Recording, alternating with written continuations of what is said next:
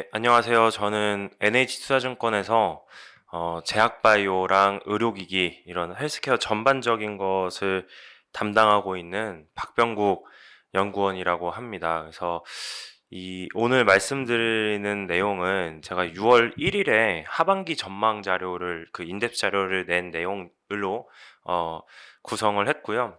그래서 크게 두 가지를 말씀을 드리려고 합니다. 첫 번째로는 여기 목차에 있듯이 코스피 헬스케어 상위 5개 그룹에 대해서 실적 전망치가 내년부터 이제 세게 성장할 수 있다라는 긍정적인 얘기들과, 그리고 그 다음 이제 두 번째 쪽에서는 그 제약바이오, 특히 바이오테크 쪽이 이게 올해도 성장주들 다 같이 갈 때 끼지 못했던 그 원인을 좀 분석을 하고, 그러면 앞으로 어떤 기회 요인이 있을지 좀 글로벌리하게 말씀을 드리도록 하겠습니다. 이 페이지에서 보시면은 그 상위 5개 그룹사라고 함은 이 삼성바이오로직스랑 셀트리온 그룹, SK 바이오팜, 유한양행, 한미약품 이 5개 기업으로 이제 저는 보고 있는데, 이 보고서에서도 일단 그 탑픽은 SK 바이오팜이랑 유한양행이었습니다. 그래서 그 기업들의 주가도 뭐 나쁘지는 않았고, 그리고 셀트리온과 한미약품을 유망 기업으로 계속 보고 있는데, 이 기업들에 대해서 왜 좀 실적이 좋아질 수밖에 없는지 좀 소개를 해드리면은, 일단 2022년에 그 5개 그룹사의 영업이익 총합을 보셨을 때 2조 원이 아직 안 됩니다. 그래서 1조 9천억 정도라고 보시면 되고요. 에비타 같은 경우에도 2조 6천억 정도로 보고 있습니다. 마진율도 OPM 20.6%, 그리고 에비타 마진율은 한 27% 정도로 그 데이터 값이 있는데, 지금으로부터 5년 뒤인 2028년을 보시면은 영업이익 7조 원, 그리고 에비타 8.2조 원 정도 보고 있고요. 특히 OPM이라든지 에비타 마진율 같은 경우에도 2022년 대비 10%포인트 정도는 올라올 거다라고 보고 있어요. 그래서 이렇게 5개 그룹사들이 견조하게 성장할 수 있는, 매출이 연평균 15%, 14%요 정도 성장할 수 있다라고 보는 기저에는 일단 삼성바이오로직스랑 셀트리온이 가장 크긴 하겠죠. 비중으로 보면은 이 두 개 기업은 어차피 공장을 지으면 실적은 계속 올라갈 수밖에 없습니다. 이거는 뭐 멀티플이나 이런 밸류에이션을 떠나서 실적은 계속 우상향 할 것이다라고 보시면 되고요. 여기서 이제 조금 더 이 엣지를 낼 수 있는 기업이 SK 바이오팜과 유한양행 이 두 개 기업이라고 생각을 합니다. 그래서 SK 바이오팜 같은 경우에는 그 지금 미국 FDA로부터 뇌전증 치료제를 그 엑스코플이라고 하죠. 그 약물을 이제 승인을 받아서 2020년부터 출시해서 팔고 있고요. 그리고 유한양행 같은 경우에는 너무 잘 아시겠지만 레이저티닙이라는 그 EGFR 변이 비소세포 폐암에 쓰이는 그런 약물을 얀센과 같이 임상 3상을 지금 하고 있습니다. 그래서 아마 올해 말에 이제 좋은 데이터를 예상을 하고 있는데요. 이 두 개 기업의 2023년 제가 전망하고 있는 실적 한번 보시면, 영업이익이 일단 SK바이오팜 여전히 적자죠. 올해도 적자 예상을 합니다. 460억 정도 적자 예상하고, 유한양행 같은 경우에도 연결로 900억 정도 영업이익을 예상을 합니다. 물론 과거 2년보다는 괜찮았지만 사실 유한양행처럼 국내를 대표하는 대형 제약사임에도 불구하고 영업이익이 천억이 되지 못하고 있는 이런 상황은 뭐 연결 자회사라든지 이런 적자 구조들까지도 반영이 된 상황인데요. 24년부터는 계속 좀 좋은 모습들을 보일 것 같아요. 바이오팜부터 좀 더 자세히 말씀을 드리면, SK 바이오팜 같은 경우에는 내년부터는 흑자 전환 연간으로 할 거다라고 보는데, 그것은 사실 시장에 이미 다 반영이 되어 있는 얘기죠. 그리고 그 4분기 기준으로 흑자 전환 하는 것도, 올해 분기 기준으로 흑자 전환하는 것도 당연히 반영이 되어 있는 얘기인데, 제가 6월 1일부터 이제 더 열심히 보자라고 하는 게 결국 미국 처방 데이터고요. 이게 항암제가 아닌 뇌전증 치료제이기 때문에 임상 3상의 데이터만으로 초기 침투율이 결정될 수가 없습니다. 왜냐면 그 뇌전증 같은 경우에는 특히 이 3세대 뇌전증이 쓰이는 게 처음 뇌전증 진단받았을 때 쓰이는 그런 약물은 아니고요. 뭐 쓰일 수도 있지만 보통은 난치성 뇌전증 환자들한테 이제 초기 타겟에서 나가는 건데, 그 난치성 뇌전증 환자들은 이제 앞쪽에서 제네릭으로 풀린 약물들로 먼저 치료를 받다가 한 40% 정도가 발작 관리가 안 되는 환자들이고요. 그런 환자들한테 이제 3세대 내전증, 엑스코프리가 포함되어 있는 그런 군들의 약물이 투약이 되죠. 근데 그 투약이 될 때 3세대 내전증 약물만 단독으로 보통 투여되는 경우는 거의 없고요.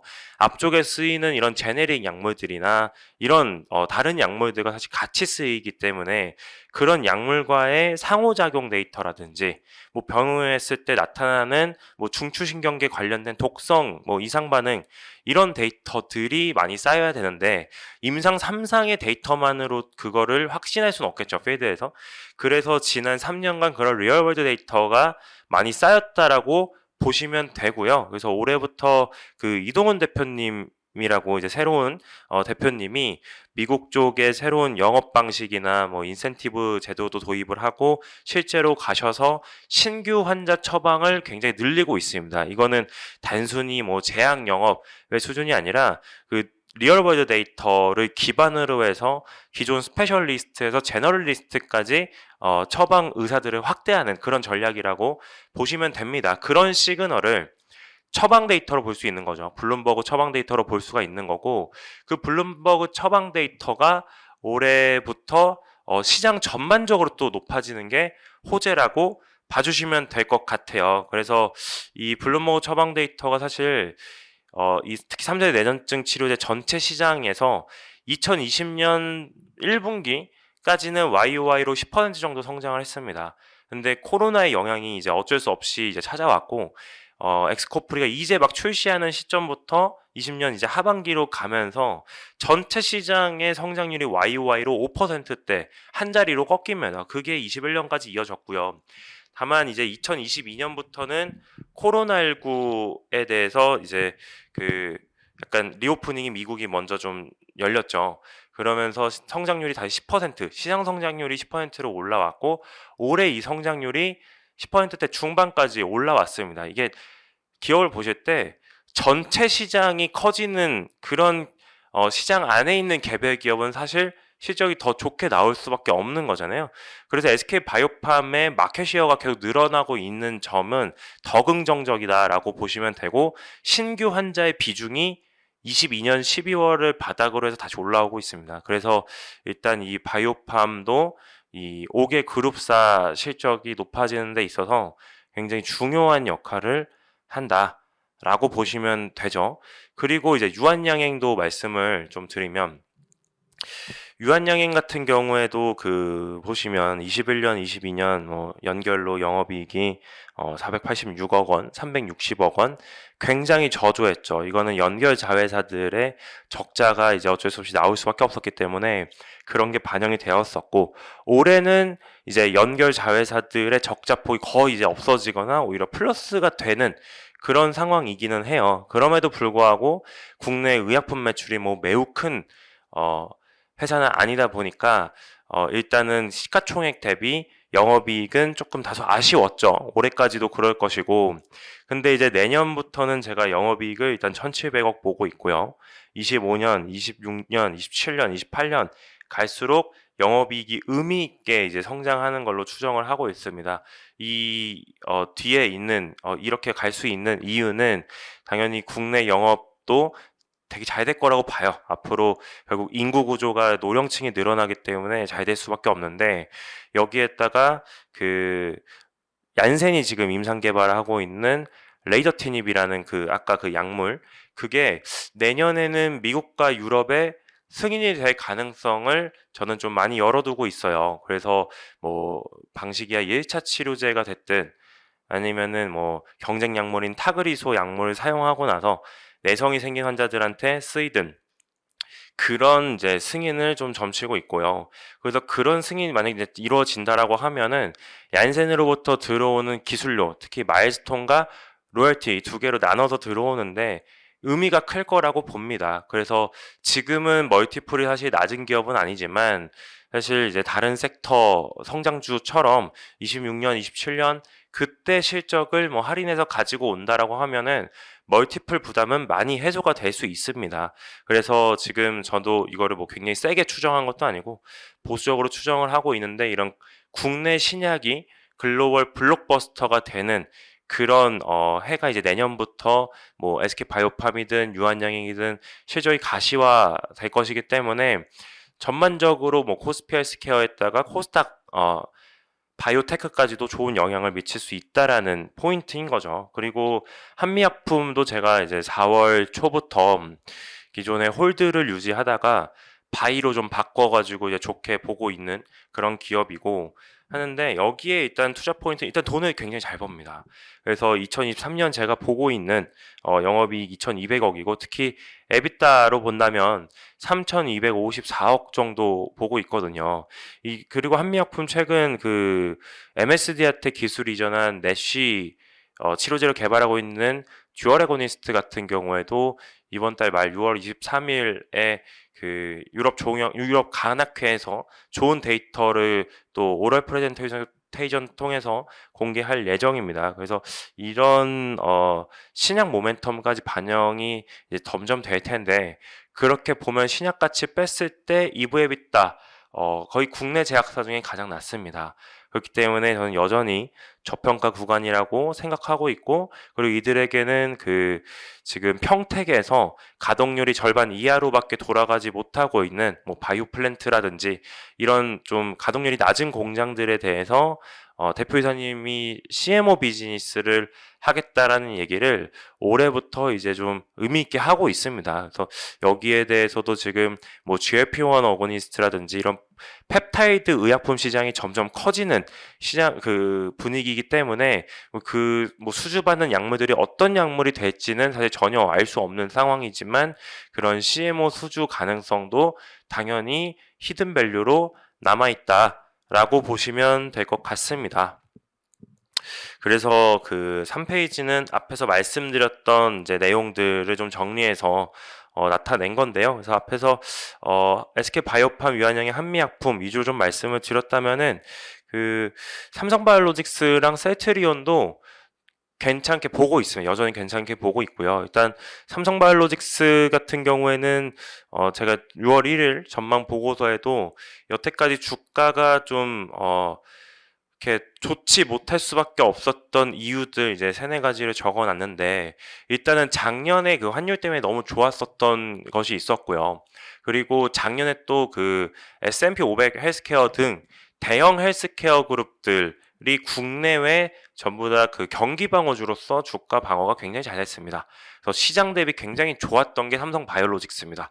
네, 절대적인 숫자는 떨어졌지만 시장 대비 상대적인 수익률은 굉장히 좋았거든요. 그래서 그 작년에 너무 좋았기 때문에 올해 성장주가 가는 분위기에서는 약간 좀 보수적으로 볼 수밖에 없었던 것 같고요, 투심이.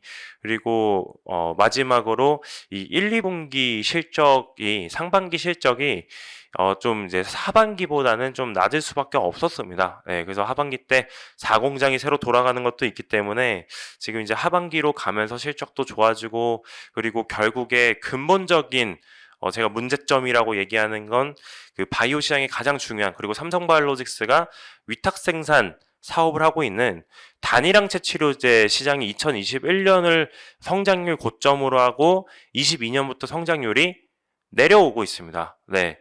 그래서 여태까지 다 두 자릿수로 성장을 했다가, 특히 2021년에는 코로나19 단일항체 치료제 역할이 굉장히 크면서 성장률이 세게 올라갔었는데, 그래서 CMO들의 주가들도 뭐 삼바, 론자 이런 뭐 국내외 할 거 없이 다 좋았었던 거죠. 근데 2022년으로 가면서 특히 1월 달에 알츠하이머 그 단일항체 치료제인 바이오젠의 아두카누맙이라는 약물이 미국에서 공보험 적용이 되지 못했습니다. 그러면서 지금 알츠하이머 얘기들 굉장히 많이 하시지만, 그 전망되고 있는 시장 크기 자체가 5년 뒤에도 60억 달러밖에 안 됩니다. 이런 얘기 뒤쪽에서 좀 들려드릴게요. 어쨌든 그런 좀 부진한 이유들로 인해서 단일항체 치료제 전방 시장이 성장률 한 자릿대로 떨어졌습니다. 2022년부터. 그러면서 이 멀티플이 뭐 삼바든 론자든 이런 CMO 비즈니스 하는 기업들이 계속 떨어지고 있다. 다만 뒤에서 이제 바이오테크 쪽 말씀드리겠지만, 알츠하이머든 아니면 ADC든 이런 단일항체 치료제 시장을 다시 성장으로 끌어올릴 수 있는 모멘텀들 많이 준비되어 있거든요. 그래서 그런 모멘텀들에 따라서 삼바와 같은 이제 그 단일항체 치료제 위탁 생산하는 기업들이 리레이팅할 가능성이 있습니다. 그래서 삼바 같은 경우에는 사실 매우 중요해요. 예, 그래서 매우 저희 증시를 보는데 너무 정직하게 움직이기 때문에 삼바가 반등을 한다? 그건 전체 바이오의 반등으로 사실 저는 생각을 하고 있어요. 왜냐하면 단일항체 치료제에 대한 기대감이 다시 오는 것이기 때문에요. 그래서 이런 측면으로 좀 봐주시면 좋을 것 같습니다. 그리고 셀트리온 그룹 같은 경우에도 제가 1분기 때 셀트리온과 셀트리온 헬스케어 모두 실적이 발표되고 나서 굉장히 좋게 의견을 내고 있습니다. 그래서 뭐 실적 발표 이후에 주가도 좋았다가 최근에는 미국에서 휴미라 바이오시밀러 경쟁사들 때문에 그들이 이제 약가를 좀 많이 좀 낮춰서 출시하는 그런 영향들이 세츄리온 그룹의 미국 유플라이마 그에 대한 이제 부정적인 아니면 뭐 투심이 좀 약화되는 이런 분위기가 좀 생겼던 것 같아요. 그래서 최근에 주가는 살짝 좀 아쉬운 부분들이 좀 있었는데 전 계속 말씀드리고 있는 부분이 유플라이마보다는 램시마 SC가 가장 중요하다라는 것을 강조를 드리고 있고요. 유플라이마 같은 경우에는 뭐 당연히 미국 법인에 중요하겠지만은 제가 작년 말에 셀트리온 그룹 처음 이닛을 하면서 미국 유플라이마 2023년 매출 300억 정도 봤습니다. 이거 셀트리온 헬스케어 기준으로요. 그럼 셀트리온 헬스케어 매출의 1.5%밖에 안 됩니다. 네, 그래서 유플라이마 당연히 중요한데 많은 중요한 제품 중 하나일 뿐이다라고 생각을 하고요. 근데 이 그룹의 좀 고질적인 문제였던 매출 총이익률이 매우 낮아진 그런 부분들을 해결할 수 있는 거는 직판에 대해서 활성화되는 것과 두 번째가 결국 약가가 그래도 최대한 방어가 되는 램시마 SC의 매출 비중이 높아지는 것.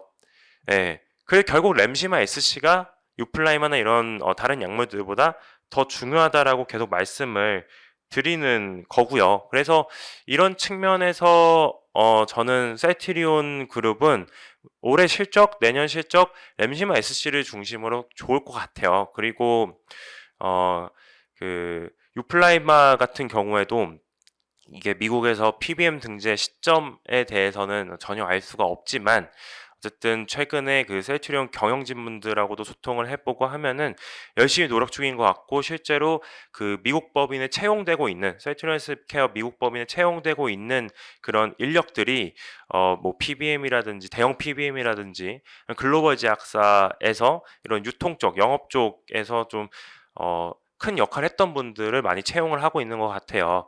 예, 언론을 통해서도 그런 부분들이 좀 노출이 되는데, 예, 그래서 그런 부분들을 보면은 셀트리온이 이 제품 매출로서는 미국이 절대 처음이 아니고, 마켓시어도 굉장히 높게 가고 있기 때문에 좋은 결과가 있지 않을까라고, 여전히 생각을 하고 있습니다. 네, 그래서, 결국 코스피 대형 헬스케어들이 잘 돼야 되는 거잖아요.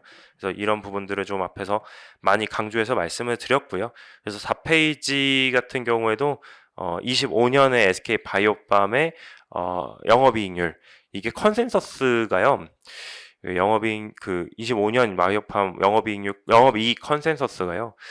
한 1,700억, 1,800억 정도 합니다. 네, 근데 이제 저 같은 경우는 2,258억 원으로 컨센서스 대비 20%에서 25% 정도는 상회할 수 있다. 그리고 그게 결국 엑스코프리의 J커브죠. 그 J커브 성장이 즉 성장률이 성장하는 구간 나오기 시작했습니다. 그래서 지금 바이오팜이 6월 달에도 주가가 굉장히 좋은 영향인데요.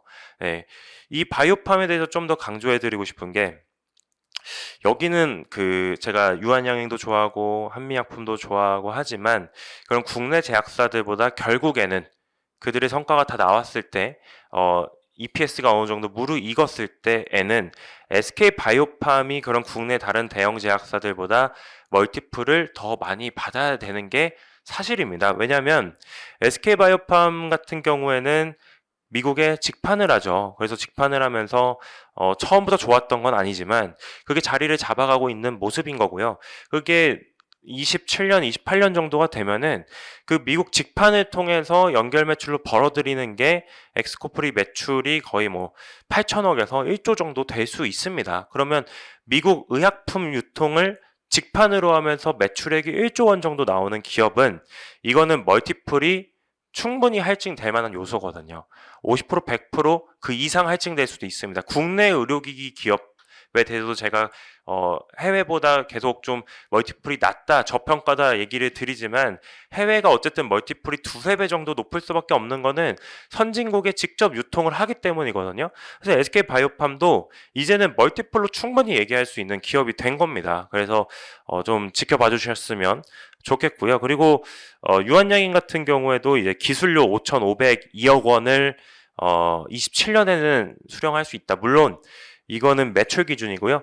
40%는 연구비 명목으로 오스코텍이라는 회사에 줘야 됩니다. 그래서 5,500억 중에 60%가 저희 영업이익에 기여를 한다라고 보시면 될 것 같고요. 네. 그래서 이제 앞에서는 이제 국내 대형 제약사들 실적 앞으로 향후 5년간 좀 좋을 수 있다라는 말씀을 좀 드렸는데 5페이지부터는 결국 또 이제 바이오테크들, 글로벌 바이오테크들이 앞으로 어떻게 될 것이냐라는 얘기를 좀 간단하게 들려드리도록 할게요. 일단 그 오른쪽 그림이 사실 되게 중요한 것 같아요. 아까 전에 그 삼성바이오로직스 말씀드리면서 좀 많이 말씀을 드린 건데 바이오 약품에서 대부분을 차지하는 게 이 항체의 약품입니다.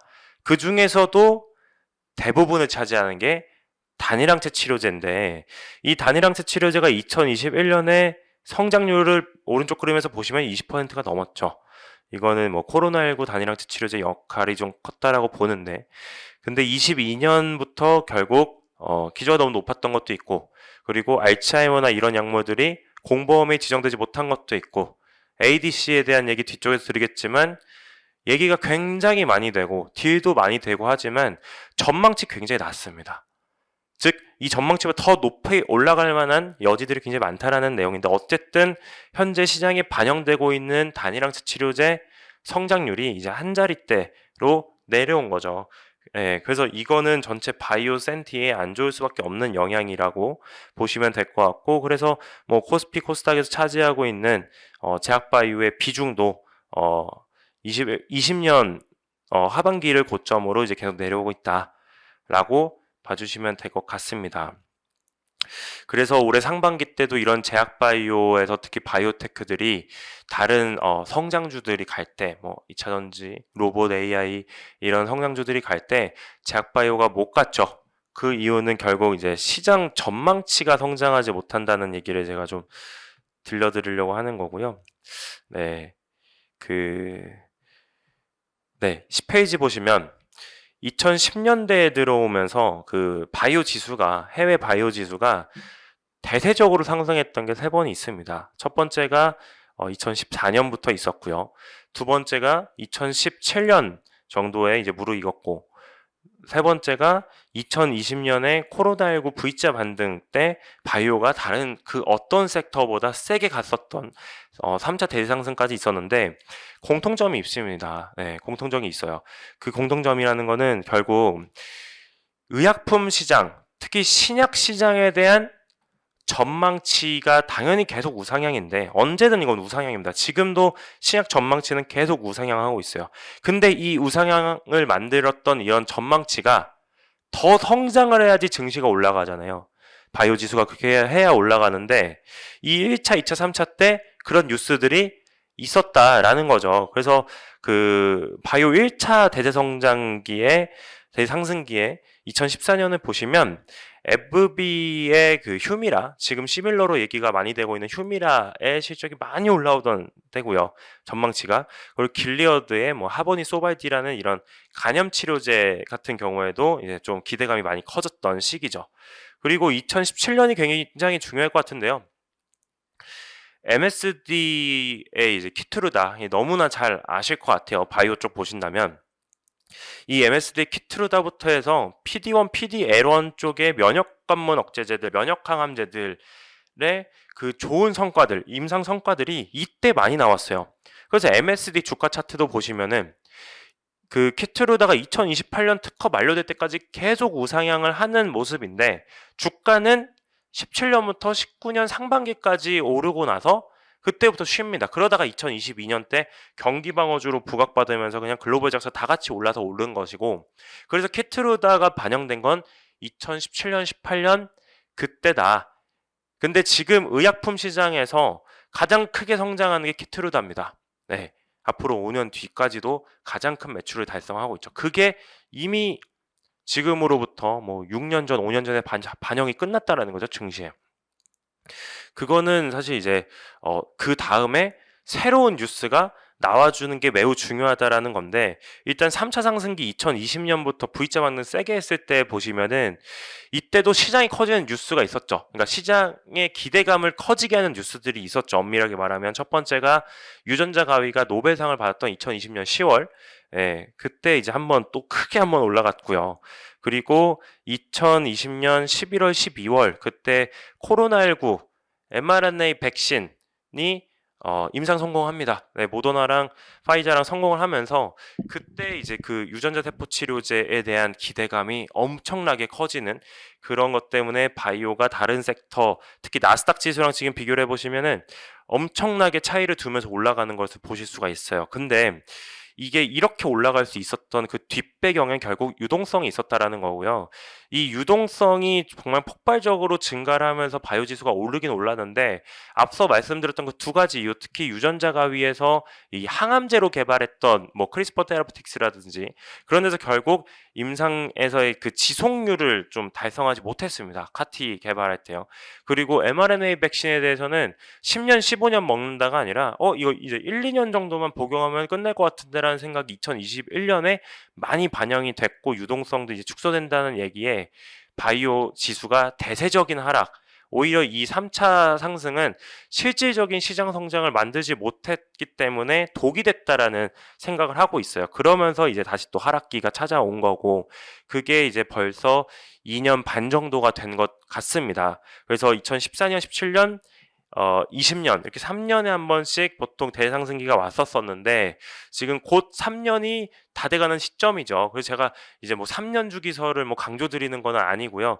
왜냐하면 또 20년의 상승이 너무 컸기 때문에 하락하는 기간이 더 길 수는 있습니다. 그럼에도 불구하고 그럼 의약품의 전망치가 성장하는 뉴스가 있을 것이냐? 있습니다.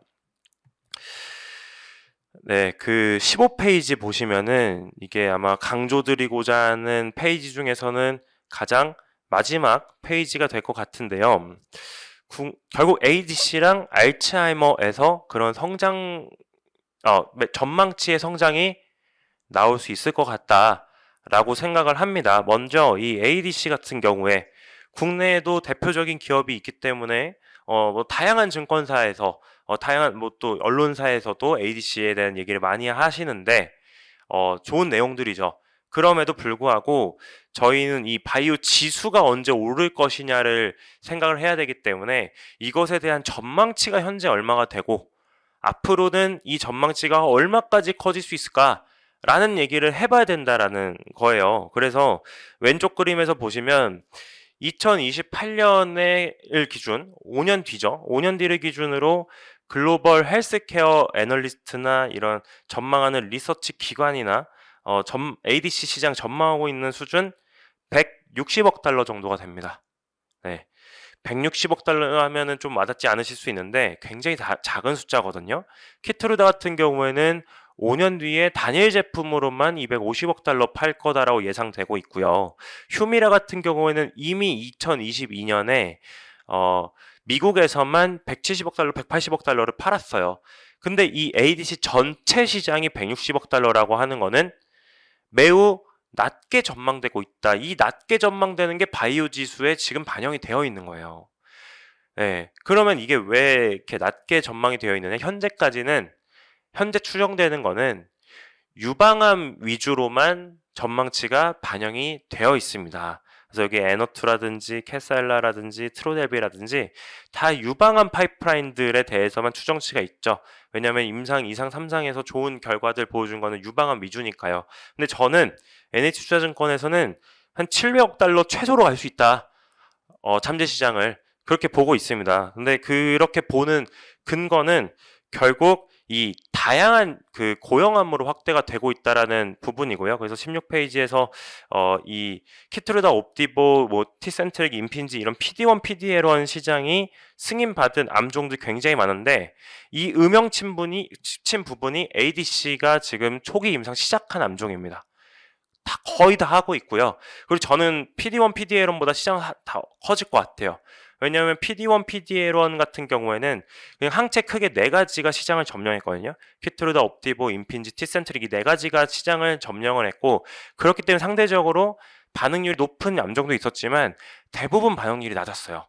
근데 ADC 같은 경우에는 하나에 두 개, 세 개 이런 특정 파이프라인들이 시장을 지배할 수 없습니다. 왜냐하면 ADC라는 거는 그 다양한 고형암에 그리고 고형암 안에서도 다양한 타겟, 단백질 타겟에 대해서 변이 타겟에 대해서 항체를 다 하나하나 만들고 그거에 대해서 ADC로 암세포를 사멸을 시키는 기전이기 때문에 그 더 좋은 데이터를 내려면은 다양한 제품들로 스페시픽하게 만들어야 돼요. 그래서 오히려 이 전체 단일 항체 시장에 리레이팅을 불러올 수 있다라고 하는 거죠. 그래서 ADC 요렇게 보고 있고요.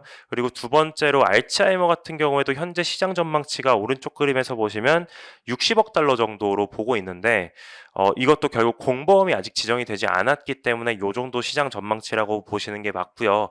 근데 제가 공보험이 만약에 뭐 바이오젠의 레카네맙, 레캔비죠.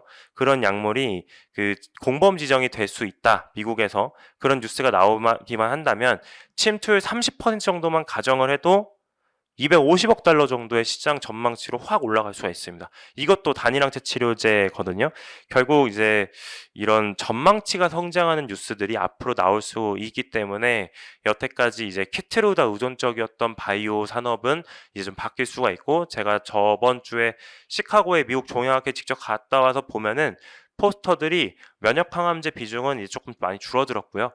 ADC 초기 연구가 많이 늘고 있습니다. 그래서 이 점 좀 참고하셔서 결국 전체 단일항체 치료제 성장률이 24년, 25년, 26년 다시 두 자릿대로 올라올 수 있다라고 하면 그때는 바이오가 다시 한번 좋아지는 꿈과 희망을 그리는 그런 시간이 될 수 있지 않을까라고 생각을 합니다. 그래서 앞쪽에서 종목 위주로 먼저 말씀을 드렸기 때문에 뒤쪽에서 이렇게 산업을 말씀을 드리고 저는 오늘 발표 여기서 마무리할 수 있도록 하겠습니다. 지금까지 경청해 주셔서 감사합니다.